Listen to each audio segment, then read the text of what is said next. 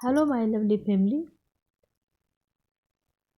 माता रानी की कृपा आप सब पर बनी रहे। तो हम आपके लिए लेके आए हैं दुर्गा सप्तशती पाठ का तीसरा अध्याय, सेनापतियों सहित महिषासुर का वध।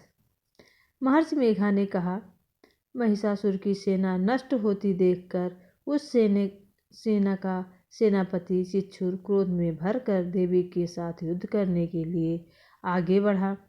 वह देवी पर इस प्रकार बाणों की वर्षा करने लगा मानो सुमेरु पर्वत पानी की धार बरसा रहा हो। इस प्रकार देवी ने अपने बाणों से उसके बाणों को काट डाला और उसके घोड़ों व सारथी को मार दिया। साथ ही उसके धनुष और उनकी अत्यंत ऊंची ध्वजा को भी काटकर नीचे गिरा दिया। उसका धनुष कट जाने के पश्चात उसके शरीर के भागों को भी अपने बाणों से बेध दिया। धनुष, घोड़ों और सारथी के नष्ट हो जाने पर वह असुर ढाल और तलवार लेकर देवी की तरफ बढ़ा। उसने अपनी तीक्ष्ण धार वाली तलवार से देवी के सिंह के मस्तक पर प्रहार किया और बड़े वेग से देवी की बाईं भुजा पर वार किया। देवी की बाईं भुजा को छूते ही उस दैत्य की तलवार टूटकर दो टुकड़े हो गई। इससे दैत्य ने क्रोध में भरकर शूल हाथ में लिया और भद्रकाली देवी की ओर फेंका। देवी की ओर आता हुआ वह शूल आकाश से गिरते हुए सूर्य के समान प्रज्वलित हो उठा। उस शूल को अपनी ओर आते देखकर देवी ने भी शूल छोड़ा और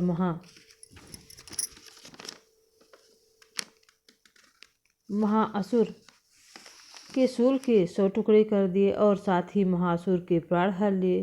चिच्छुर के मरने के बाद देवताओं को दुख देने वाला चामार नाम का दैत्य हाथी पर सवार होकर देवी से लड़ने के लिए आया और उसके साथ ही शक्ति से प्रहार किया, किंतु देवी ने अपने हुंकार से ही उसे तोड़कर पृथ्वी पर डाल दिया।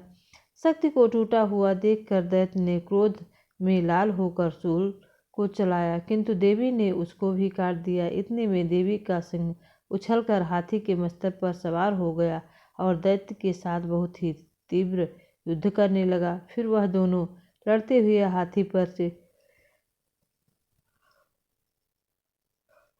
पृथ्वी पर आ गिरे और दोनों बड़े क्रोध से लड़ने लगे। फिर सिंह बड़े जोर से आकाश की ओर उछला और जब पृथ्वी की ओर आया तो उसने पंजे से चमार का सिर धड़ से अलग कर दिया। क्रोध में भरी हुई देवी ने शिला और वृक्ष आदि की चोटों से उदग्र को भी मार दिया। कराल को दांतों, मुक्कों और थप्पड़ों से चूर कर डाला। क्रुद्ध हुई देवी ने गदा के प्रहार से उद्यत दैत्य को मार गिराया। भिंदीपाल से वासकल को वाड़ों से ताम्र तथा अंधक को मौत के घाट उतार दिया। तीनों नेत्रों वाली परमेश्वरी ने त्रिशूल के उग्रवीर और महाहनु नामक राक्षसों को मार गिराया। उसने अपनी तलवार से बिडाल नामक दैत्य का सिर काट डाला तथा अपने बाणों से दुर्धर और दुर्मुख राक्षसों को यमलोक पहुंचा दिया। इस प्रकार जब महिषासुर ने देखा कि देवी ने मेरी सेना को नष्ट कर दिया है तो वह भैंसे का रूप धारण कर देवी के गढ़ों को दुख देने लगा।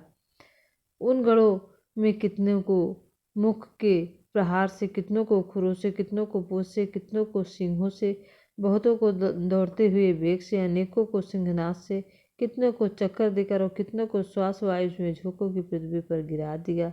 वह दैत्य इस प्रकार गढ़ों की सेना को गिरा देवी के सिंह को मारने के लिए दौड़ा। इस पर देवी को बहुत गुस्सा आया। उधर दैत्य भी क्रोध में भरकर धरती को खुरों से खोदने लगा तथा सिंहों को पर्वतों से उखाड़ उखाड़ कर धरती पर फेंकने लगा और मुख से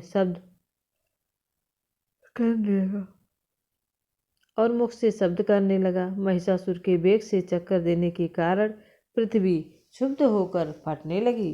उसकी पूंछ से टकराकर समुद्र चारों ओर फैलने लगा। हिलते हुए सिंहों के आघात से मेघ खंड खंड हो गए और श्वास में आकाश में उड़ते हुए पर्वत फटने लगे। इस तरह क्रोध में भरे हुए राक्षस को देखकर चंडिका को भी क्रोध आया और उनको मारने के लिए क्रोध में भर गई।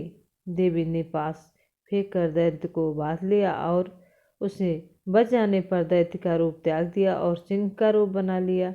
और ज्यों ही देवी उसका सिर काटने के लिए तैयार हुई कि उसने पुरुष का रूप बना लिया, जो कि हाथ में तलवार लिए हुए था। देवी ने तुरंत ही अपने बाणों के साथ उस पुरुष को उसकी तलवार ढाल सहित भेद डाला। इसके पश्चात वह हाथी के रूप में दिखाई देने लगा और अपनी लंबी सूंड से देवी के सिंह को खींचने लगा और गरजने लगा। देवी ने अपनी तलवार से उसकी सूंड काट डाली। तब राक्षस ने एक बार फिर भैंसे का रूप धारण कर लिया और पहले की तरह चराचर जीवों समस्त सभी त्रिलोकों को व्याकुल करने लगा। इसके पश्चात क्रोध में भरी हुई देवी बारंबार उत्तम मधु का पार करने लगी और लाल लाल नृत्य से हंसने लगी। उधर बलबीर और मद में कुद्ध हुआ दैत्य गरजने लगा, अपनी सिंहों से देवी के पर्वतों को फेंकने लगा। देवी ने अपने बाणों से उसके फेंके हुए पर्वतों को चूर करती हुई बोली, ओ मोर, जब तक मैं मद्यपान कर रही हूँ तब तक तू गरज ले। इसके पश्चात मेरे हाथों से तेरी मृत्यु हो जाने पर देवता गरजेंगे। महर्षि मेघा ने कहा।